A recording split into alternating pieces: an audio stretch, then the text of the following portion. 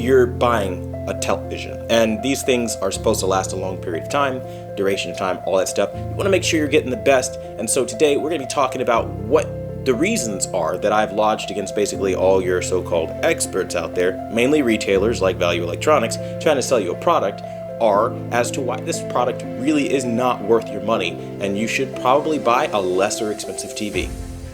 Let's go.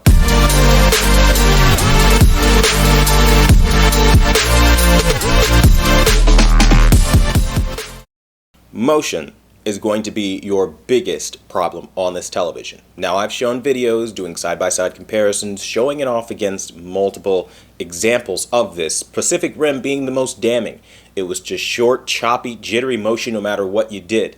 Essentially, this means it's not good for people watching any kind of film. When you get to motion where things are moving fast, like that fist in Pacific Rim as they're punching that kaiju, or even as you get to other scenes, like if you watch Avengers movies where there's a big breakout war scene and everybody's moving all around, you're going to run into some serious problems. And that begs the question, what are they talking about when they tell you it's great motion? Because from what we can see in real content, that's not the case. Not only is that not the case, but it's so not the case that it's immediately apparent whether you use motion processing or not. And I think, honestly, anyone being honest with you, right, is going to tell you that TV struggles with motion just like the Sony A9J did.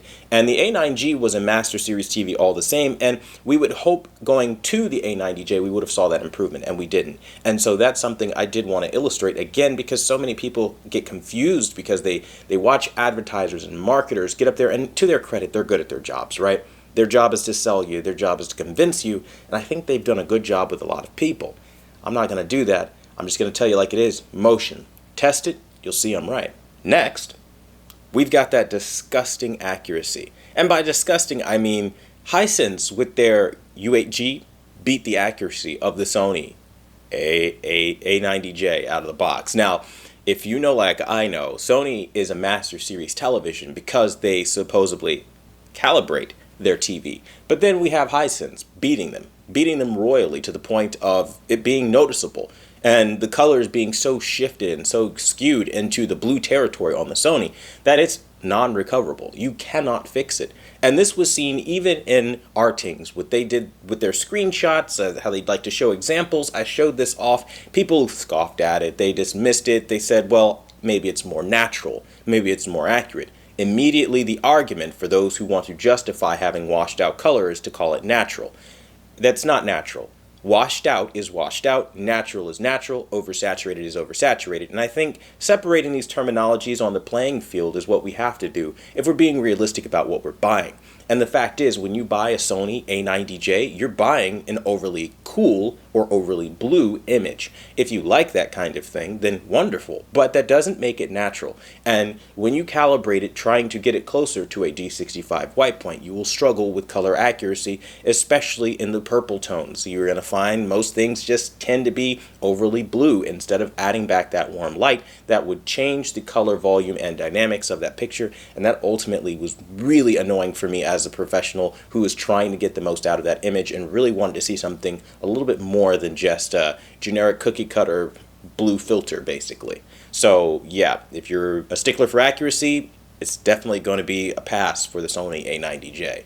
You only have two HDMI 2.1 ports, so if you're a gamer and you're trying to buy multiple consoles, as no doubt they're going to have mid-cycle refreshes, you're going to have to start picking and choosing what ports you want to put those on. And it's really annoying because if you're somebody who wants, let's say, just to have more features for gaming, you're not going to have things like a game bar like Samsung or LG are offering. Instead, you're going to be locked into what Sony isn't even willing to offer yet, which is their VRR. We're waiting, Sony. We've been waiting for VRR. It's not day one, but they advertise it as being a PS5 ready TV, and it's disgusting. Sony is notorious for making promises, and it's almost been essentially a year, and that TV has still not received its variable refresh rate. Neither has the PS5 after all the time it's been on the market. This is a fundamental issue with Sony where they like to sell things on features and under-deliver. I'll give you a perfect case and example of this. As you guys know, I'm a content creator here on YouTube, but I'm also a professional photographer, somebody that dabbles in videography and cinematography. And for me, I always want a nice cutting edge camera. Sony just recently came out with their A7 IV camera, and I was looking into it heavily until I found out that it overheated.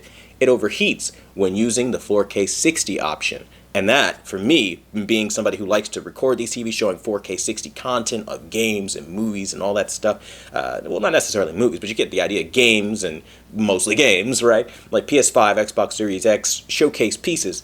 You can't really do that on that television, and I think that for me is, or on that camera, and that is, again, Sony over-promising. And again, let's just look at some of the things that Sony dropped the ball on this year. When you unbox it, it's completely matte finished. It's terrible. You basically have a cardboard box. The A90J doesn't get that treatment. The XR logo, their premium most logo that distinguishes it from its entry-level set and even its premium sets to being a higher tier, was missing on this model.